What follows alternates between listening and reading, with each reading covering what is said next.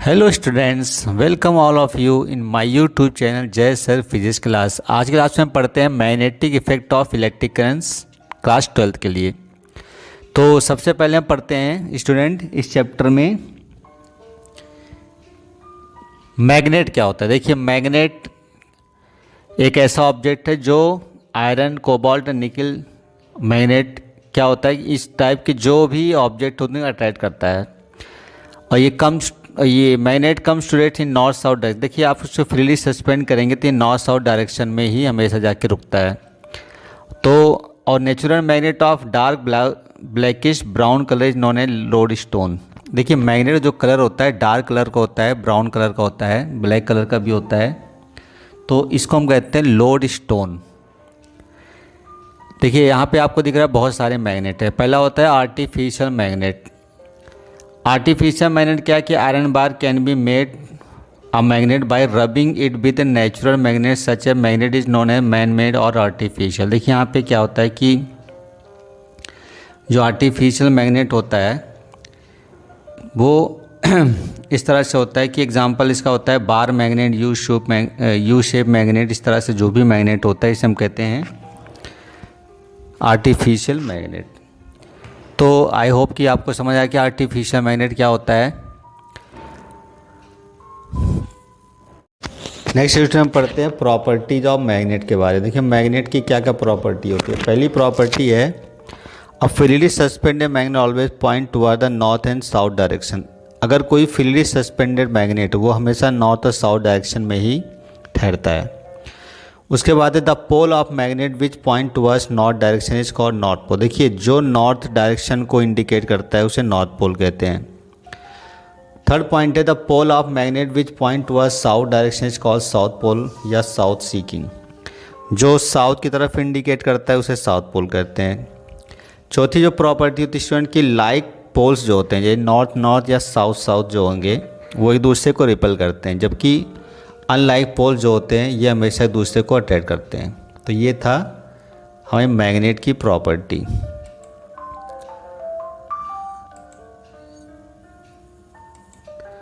Next है student बहुत important topic magnetic field के बारे में हम पढ़ते हैं। देखिए, यहाँ पे आपको एक आयरन दिखाया गया है जिसके चारों तरफ कुछ लाइंस खींची गई हैं, यहाँ भी आपको दिख रहा होगा।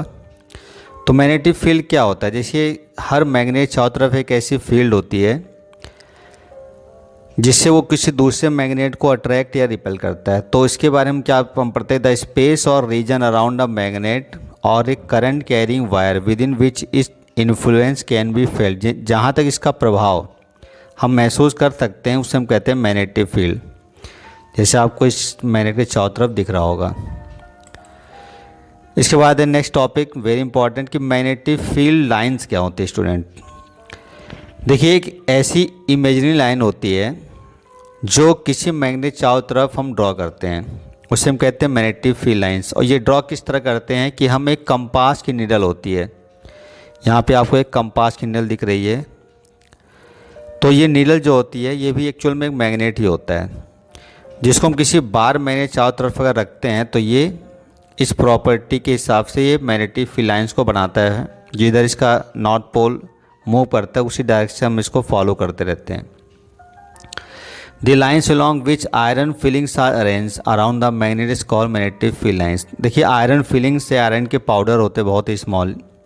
अगर इसको आप बार मैग्नेट चारों तरफ रखते हैं तो ये जो है हमेशा इसी लाइन्स को रिप्रेजेंट कर, जैसा कि यहाँ पे आपको दिखाया गया है।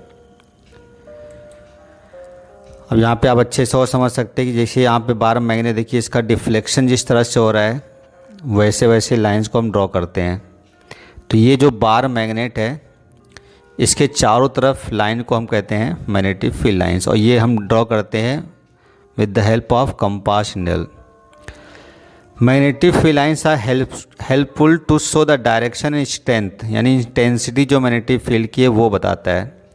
Of a magnetic field it is a vector quantity. देखिए, एक वेक्टर क्वांटिटी होती है मैग्नेटिक फील्ड जो हम किसी मैग्नेट की चारों तरफ ड्रॉ कर सकते हैं।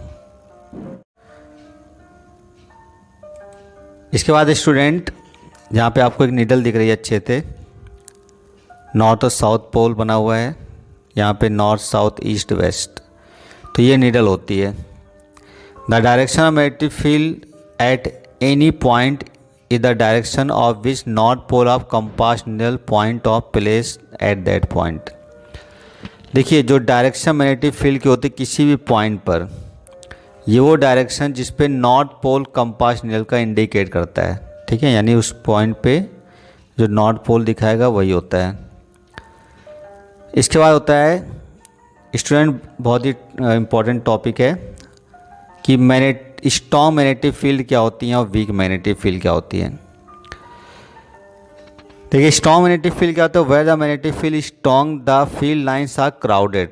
ये जो फील्ड लाइंस होती है क्राउडेड, जैसे आपको यहाँ पे साउथ पोल और नॉर्थ पोल के पास दिख रहा होगा, यहाँ पे स्टूडेंट ये फील्ड लाइंस बहुत ही क्राउडेड होती हैं, दैट मीन्स बहुत ही पास पास होती हैं। तो near the poles magnetic field lines are crowded, तो ये बहुत ही स्ट्रॉन्ग मैग्नेटिक फील्ड को रिप्रेजेंट करता है। उसके बाद स्टूडेंट आता है वीक मैग्नेटिक फील्ड।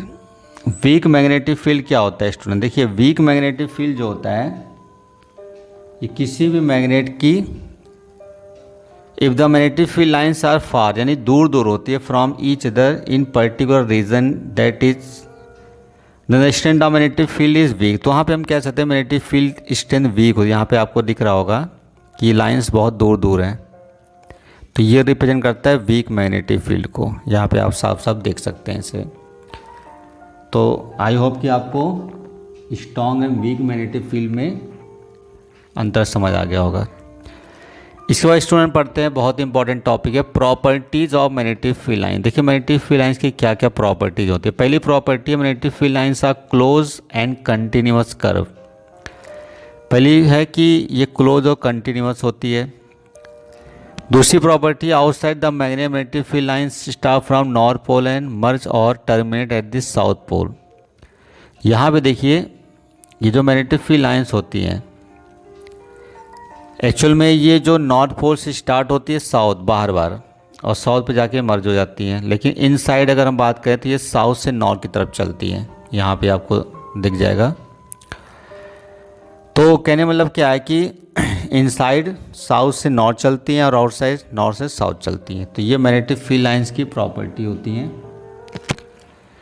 दूसरी प्रॉपर्टी स्टूडेंट है कि टेंजेंट, अगर हम किसी पॉइंट पे टेंजेंट ड्रॉ कर दें, जैसे ये आपको मैग्नेटिक फील्ड लाइंस दिख रही हैं, अगर इसके पॉइंट ए पर या पॉइंट बी पर अगर हम कोई टेंजेंट ड्रॉ कर दें तो ये हमेशा क्या रिप्रेजेंट करता है उस पॉइंट पर, मैग्नेटिक फील्ड की डायरेक्शन को। तो ये बहुत ही इंपॉर्टेंट है कि अगर हम टेंजेंट ड्रॉ करते हैं तो ये magnetic field lines magnetic field की डायरेक्शन को रिप्रेजेंट करता है। उसके बाद है स्टूडेंट थर्ड पॉइंट कि कोई भी दो मैग्नेटिक फील्ड लाइंस कभी इंटरसेक्ट नहीं करती हैं। No two magnetic field lines can intersect each other. If magnetic field lines intersect each other then at the point of intersection there will be two direction. देखिए ये कभी भी intersect नहीं करते। अगर कहीं पे इंटरसेक्ट करती हैं तो वहाँ पे ये दो डायरेक्शन शो करता है कंपास नीडल, जो कि पॉसिबल नहीं है। जैसे आपको यहाँ पे दिख रहा है कि जो पॉइंट ऑफ इंटरसेक्शन यहाँ पे ये दो डायरेक्शन शो करता है, जो कि पॉसिबल नहीं है। इसके बाद स्टूडेंट नेक्स्ट टॉपिक है यूनिफॉर्म मैग्नेटिक फील्ड का। देखिए यहाँ पे कि जो magnetic field lines parallel line show करती है बराबर गैप पे, magnetic field to be uniform its magnitude is equal and direction is same at every point in the space. यहाँ पे आपको एक यूनिफॉर्म मैग्नेटिक फील्ड दिख रही होगी, बराबर गैप पर भी है, ठीक है। तो ये हम यूनिफॉर्म मैग्नेटिक फील्ड शो करते हैं इस तरह से। उसके बाद है स्टूडेंट नॉन यूनिफॉर्म, जैसा कि नाम से यूनिफॉर्म नहीं होगी।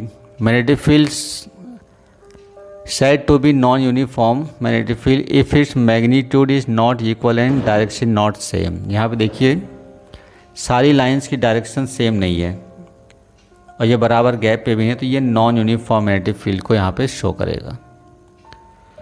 उसके बाद स्टूडेंट है नेक्स्ट टॉपिक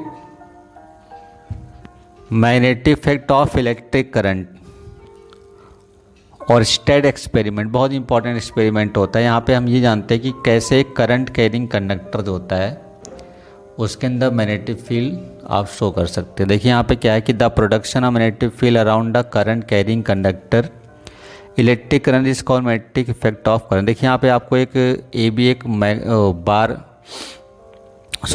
एक करंट कैरिंग कंडक्टर दिख रहा हो जहाँ पे करंट को हम फ्लो कराते हैं। देखिए यहाँ पे सेल बैटरी जोड़ी गई है और इसके पास एक कंपास की नीडल रखी गई है जहाँ पे north west east south direction show किया गया है। तो इसमें क्या होता है, जब तक देखिए यहाँ पे अभी ये की क्लोज नहीं है, जब तक कि हम की को क्लोज नहीं करते इसके अंदर कोई भी करंट फ्लो नहीं होती। लेकिन जैसे ही एक्सपेरिमेंटली ये पाया गया कि जैसे देखिए यहाँ पे की क्लोज की गई है, एक करंट चलती है पॉजिटिव प्लेट से, तो ये डिफ्लेक्शन शो करता है कंपास की निडल में। तो इससे ये पता चलता है कि कंपास की निडल जो डिफ्लेक्ट होती है इसके चारों तरफ कोई ना कोई मैग्नेटिक फील्ड है जो इसको डिस्टर्ब कर रही है। कहने मतलब क्या है कि करंट कैरिंग कंडक्टर के चारों तरफ मैग्नेटिक फील्ड यहाँ पे डेवलप हुई है। उसके बाद स्टूडेंट ये है कि अगर उस डायरेक्शन को चेंज कर दें, यानी करंट की डायरेक्शन को हम रिवर्स करते हैं, पोलैरिटी अगर चेंज करते हैं तो डिफ्लेक्शन भी यहाँ पे दिख रहा है आपको चेंज हो जाता है। तो ये बताता है कि जब कभी भी करंट कैरिंग कंडक्टर में करंट की डायरेक्शन को चेंज करेंगे तो मैग्नेटिक फील्ड की लाइन की डायरेक्शन भी चेंज हो जाएगी।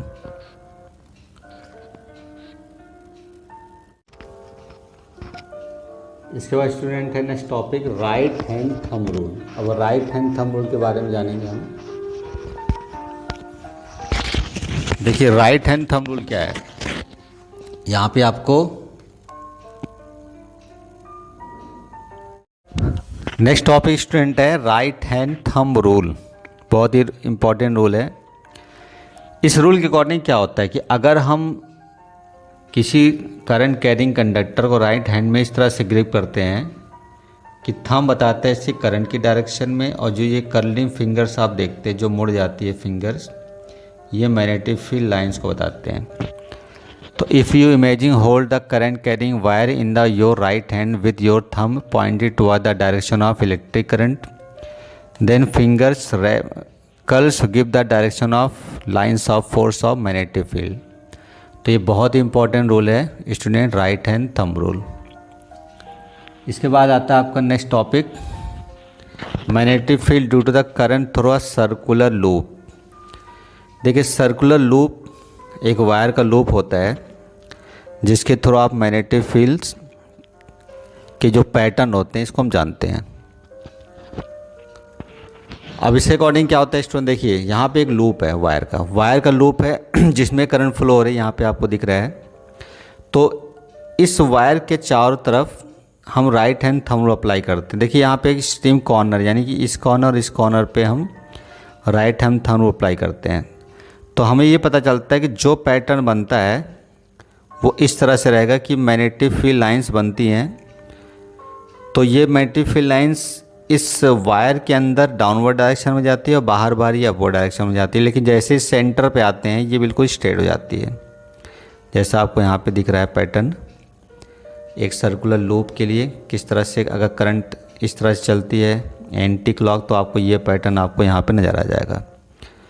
आई होप कि आप समझ गए होंगे इसमें कैसा होता है। इसके बाद नेक्स्ट टॉपिक है आपका स्टूडेंट, देखिए यहाँ पे भी सर्कुलर कॉइल कैरिंग करंट, जो इस तरह से पैटर्न बनते हैं, बहुत सारे पैटर्न बनते हैं, आप कोई सा भी इसमें समझ सकते हैं। ये कंसेंट्रिक सर्कल्स चारों तरफ से बनते हैं। तो सेंटर पे ऑलमोस्ट ये जो होता है हमेशा स्ट्रेट रहेगा। यहाँ भी आपको ये एनसीईआरटी बुक का डायग्राम है कैसे ये करंट कैरिंग कंडक्टर में प्रोड्यूस होता है। आई होप कि आपको समझ में आ गया होगा। नेक्स्ट टॉपिक है ऑब्जर्वेशन एंड कंक्लूजन। इसका कंक्लूजन क्या निकलता है कि मैग्नेटिक फील्ड लाइन जो शो की गई है वो हमेशा कंसेंट्रिक सर्कल सा बनता है, और ये जो सर्कुलर वायर है इसकी circle increase as we move away from the wire. जैसे जैसे हम वायर से दूर जाते हैं ये सर्कल बड़े होते हैं, और सेंटर पे हमेशा ये ऑलमोस्ट क्या होता है स्ट्रेट और परपेंडिकुलर डायरेक्शन में होता है।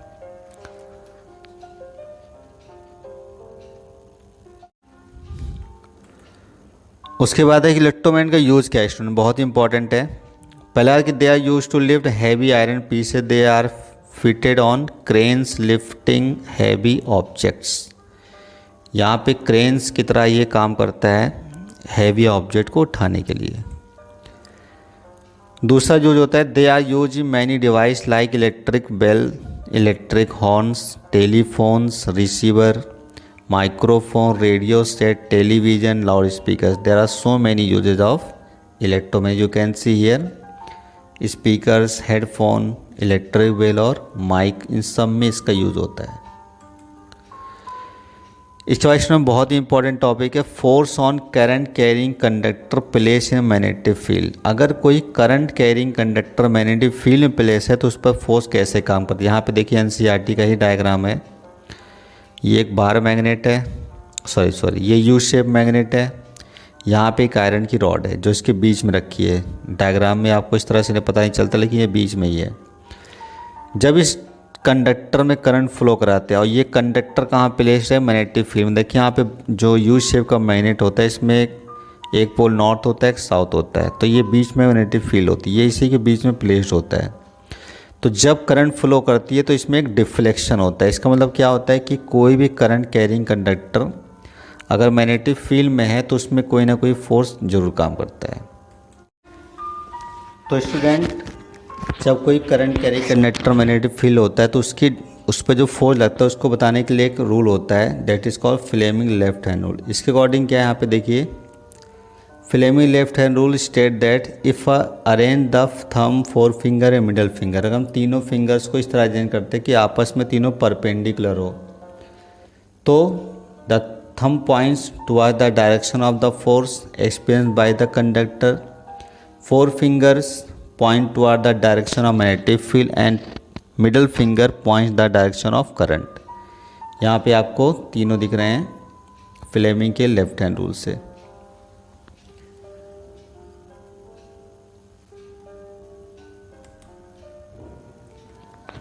उसके बाद आता है student force experience by current carrying conductor magnetic field given. देखिए जो फोर्स होता है वो IBL sin थीटा के बेस पे होता है। यहाँ पे थीटा जो 90 डिग्री का है तो फोर्स क्या होगा IBL। I क्या होता है करंट, B मैग्नेटिक फील्ड और L होता है लेंथ ऑफ कंडक्टर। इसका मतलब क्या कि अगर आप करंट को ज़्यादा रखते हैं तो फोर्स बढ़ेगा, मैग्नेटिक फील्ड को ज़्यादा रखते हैं तो फोर्स बढ़ेगा, लेंथ ऑफ कंडक्टर को ज़्यादा रखते हैं तो फोर्स बढ़ेगा। अगर कंडक्टर आपका मैग्नेटिक फील्ड की डायरेक्शन में शो करता है मतलब होता है तो यहाँ पे कोई फोर्स नहीं लगता इस पर। इसके बाद है next topic student direct current और अल्टरनेटिंग करंट।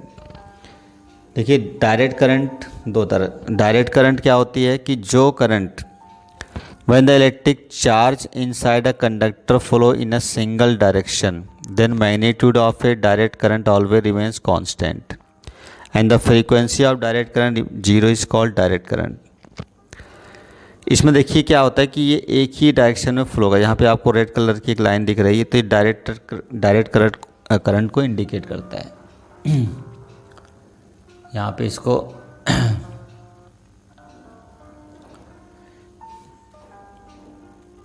देखिए नेक्स्ट टॉपिक आपके student direct current. Direct current मतलब DC current. When the electric charge inside a conductor flow in a single direction the magnitude of a direct current always remains constant. देखिए अगर एक ही direction में current flow होता है तो उसे हम कहते हैं डायरेक्ट करंट। उसकी फ्रीक्वेंसी जीरो होती है यानी कि वो अल्टरनेट करंट नहीं होता है, यानी कि अपनी फ्रीक्वेंसी को अपनी पोलैरिटी को बदलता नहीं है तो उसकी फ्रीक्वेंसी हमेशा जीरो होती है। इसे हम डायरेक्ट करंट कहते हैं। यहाँ पे देखिए आपको टाइम और करंट, टाइम के साथ साथ ये करंट को शो किया गया है ये रेड लाइन से, तो ये होती है डायरेक्ट करंट। इसके बाद होता है स्टूडेंट आपका alternating current.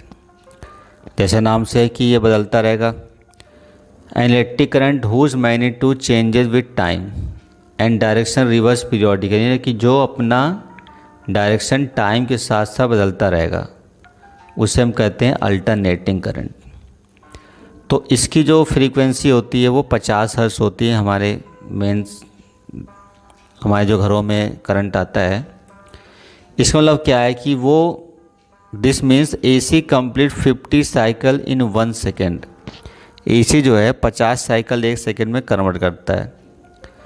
10 AC changes direction after every 1/100 second, देखिए 1/100 सेकेंड में अपनी डायरेक्शन को ये चेंज कर लेगा। एडवांटेजेस क्या है, ये भी क्वेश्चन बहुत आता है कि एडवांटेजेस क्या है एसी का ओवर डीसी। देखिए पहला तो एडवांटेज है कि एसी जो है इसको लॉन्ग डिस्टेंस हम ट्रांसफ़र कर सकते हैं as compare to DC. Long range transmission result in relatively low electric energy losses. देखिए इसका एनर्जी का लॉस कम होता है तो लॉन्ग डिस्टेंस को हम इसको भेज सकते हैं। और AC easy and cheaper to generate than DC, DC से कम सस्ता होता है और इजी होता है जनरेट करना। पावर लॉस एसी में बहुत ही कम होता है एज़ कम्पेयर टू डीसी। और AC can be easily converted in DC using a device rectifier. देखिए इसके बाद student disadvantages of AC over. देखिए कुछ डिसएडवांटेजेस भी होते हैं। पहला होता है AC more dangerous than DC. देखिए ज़्यादा खतरनाक होता है डीसी से। और AC can not be use in the process of electrolysis. हम इसको इलेक्ट्रोलाइसिस प्रोसेस में यूज़ नहीं कर सकते, जैसे आपने पिछली क्लासों में पढ़ा इलेक्ट्रोलाइसिस का यूज़ होता है। इसके बाद very very important topic domestic electric circuit. ये एनसीईआरटी का ही डायग्राम है स्टूडेंट, आपको अच्छे से जानते। आपका जो नेक्स्ट टॉपिक है वो डोमेस्टिक इलेक्ट्रिक सर्किट है। डोमेस्टिक मतलब होता है घरेलू, यानी जो हमारे घरों में सर्किट होती है वो किस तरह से होती है। यहाँ पे आप घरों में 3 वायरिंग मिलती है आपको। एक होता है अर्थ वायर जो ग्रीन कलर का होता है, एक होता है आपका लाइव वायर जो रेड कलर का होता है, और एक होता है न्यूट्रल वायर जो ब्लैक कलर का होता है। एक्चुअल में ये प्लस माइनस से काम करते हैं। यहाँ पे आपको फ्यूज वायर दिख रहा होगा। तो यहाँ पे सबसे पहले इलेक्ट्रिसिटी बोर्ड फ्यूज होता है, जो फ्यूज वायर जिसमें लगा होता है। इसके बाद चलते हैं तो हमारा इलेक्ट्रिसिटी मीटर होता है। मीटर के बाद जो आपका डिस्ट्रीब्यूशन बॉक्स होता है डिफरेंट स्विच के लिए, जिसमें फ़ैन टीवी इस तरह से सारे होते हैं। यहाँ पे आप देख सकते हैं कि 220 वोल्ट पे सारे ऑपरेट किए गए हैं, जिससे आपको तीनों वायरिंग जुड़ी हुई दिखाई पड़ेंगी। लाइव वायर, न्यूट्रल वायर और अर्थ वायर, तीनों को यहाँ पे 3 प्लग सॉकेट वाले उसमें ऑपरेट किए जाते हैं।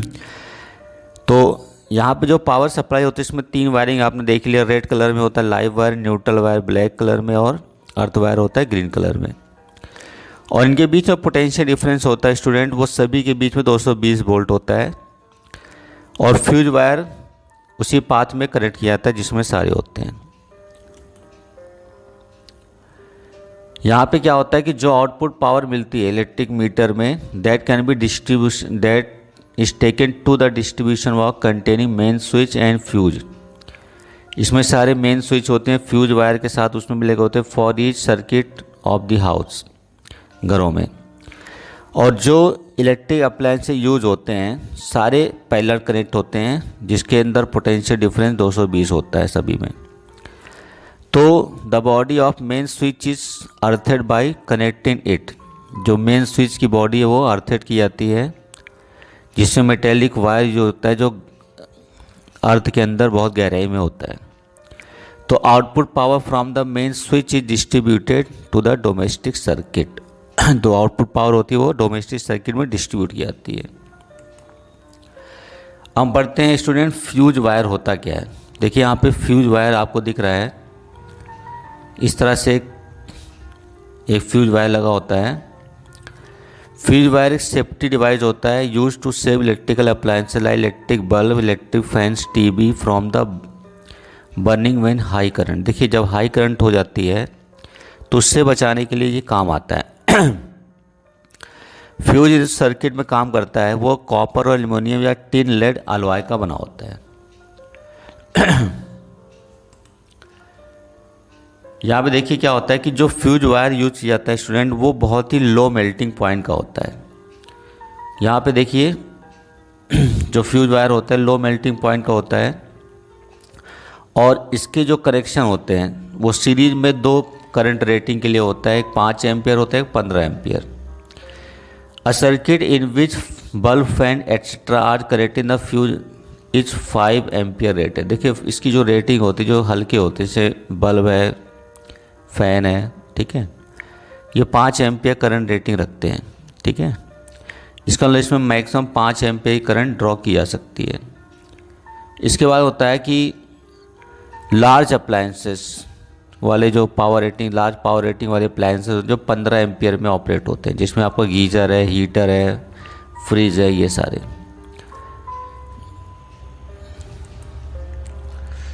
इसके बाद आता है स्टूडेंट अर्थिंग। अर्थिंग क्या होती है कि ये मैंने आपको बताया कि मेटेलिक वायर जो होता है अर्थ के अंदर बहुत गहराई में इसको रख देते हैं, तो ये इसका सिंबल होता है अर्थिंग का। The system of connecting the metal, heater, toaster, refrigerator, ये सारे इलेक्ट्रिक अप्लायंस होते हैं। इसके अंदर एक कॉपर प्लेट होती है जो गहराई में रखते हैं इसको, दैट इज़ कॉल्ड अर्थिंग। अब ये how is the earthing of an electric appliance useful, किस तरह से अर्थिंग यूजफुल होती है। देखिए इसको हम पढ़ते हैं कि जब शॉर्ट सर्किटिंग होती है, जब लाइव वायर टच कर देता है न्यूट्रल वायर से, तो क्या होता है कि when the live wire touches the metal causing of an electric appliances and electric current flow from the causing of the appliances to the earth through a copper plate। इसमें जो होता है करंट वो कॉपर प्लेट के through earth के अंदर जाती है। As the earth offer very low resistance या ऑलमोस्ट नो रेजिस्टेंस। देखिए इसका रीजन होता है कि अर्थ जो होती है ये बहुत ही कम रेजिस्टेंस या बिल्कुल ना के बराबर रेजिस्टेंस प्रोवाइड करती है। तो जो रेजिस्टेंस कम होता है तो करंट इजीली फ्लो हो जाती है। To the large current passing through the copper wire instead of human body. तो लार्ज करंट कॉपर वायर में प्रोवाइड हो जाती है ह्यूमन बॉडी को छोड़ करके। तो क्योंकि करंट बहुत लार्ज है तो heating effect of electric current से H=I²RT फॉर्मूले से हीट क्या होती है, हीट बहुत ज़्यादा डेवलप हो जाती है सर्किट के अंदर, जिससे वो फ्यूज वायर मेल्ट हो जाता है कि इसका मेल्टिंग पॉइंट बहुत लो रखते हैं। Inside the fuse and current melt, circuit melt. At the result of this circuit is switch off automatic. Circuit क्या होती है, ऑटोमेटिक स्विच ऑफ हो जाती है। When the electric appliances save from burning and the human body suffer no electric shock, और human body को कोई electric shock नहीं लगता है। तो ये बहुत बड़ा रोल होता है अर्थिंग का और फ्यूज वायर का। अब आते हैं स्टूडेंट शॉर्ट सर्किटिंग होती कैसे। देखिए अभी आपने शॉर्ट सर्किटिंग के बारे में नाम सुना होता है, लेकिन होता कैसे है। जब कभी भी लाइव वायर और न्यूट्रल वायर डायरेक्ट कांटेक्ट में आते हैं, ऐसा इसलिए होता है कि कभी कभी उसके अंदर कोई ना कोई एक्सीडेंटली हो जाता है ऐसा, या कोई वायरिंग में ख़राबी हो जाती है, उसकी जो कवरिंग होती है वो हट जाती है मेल्ट होकर के। तो शॉर्ट सर्किटिंग होना लाइव वायर न्यूट्रल वायर के डायरेक्ट कॉन्टेक्ट से होता है। तो शॉर्ट सर्किटिंग में क्या होता है, रेजिस्टेंस सर्किट का बहुत ही लो हो जाता है, जिससे लार्ज अमाउंट की करंट फ्लो होती है उसके अंदर, और लार्ज अमाउंट की करंट फ्लो होती है जिससे हीट प्रोड्यूस होती है और उसका टेम्परेचर बहुत ज़्यादा बढ़ जाता है। इससे क्या होती है, आग लग जाती है घरों में, ठीक है। तो इसके लिए डैमेज बहुत ज़्यादा हो जाता है। तो फ्यूज वायर इस चीज़ को से हमको बचाता है कि वो मेल्ट हो जाएगा तो सर्किट ब्रेक हो जाती है। यहाँ पे आप देख सकते हैं इस डायग्राम को, यहाँ पे फ्यूज वायर, यहाँ पे देखिए शॉर्ट सर्किटिंग आग लग जाती है इससे। ओवरलोडिंग, जैसे आपने भी पढ़ा है कि ओवरलोड हो जाने से भी शॉर्ट सर्किटिंग का खतरा रहता है। ओवरलोडिंग जब कभी भी हम many electrical appliances of high power rating जैसे गीज़र, हीटर, रेफ्रिजरेटर सारे को कनेक्ट करते हैं सिंगल सर्किट में, तो लार्ज अमाउंट की करंट फ्लो हो जाती है सर्किट के अंदर beyond A permissible value of current, यानी एक परमिसिबल वैल्यू से ज़्यादा, यानी इसकी जो लिमिट है उससे ज़्यादा फ्लो जाती है। दिस इज़ कॉल्ड ओवरलोडिंग, इसी को हम कहते हैं ओवरलोडिंग।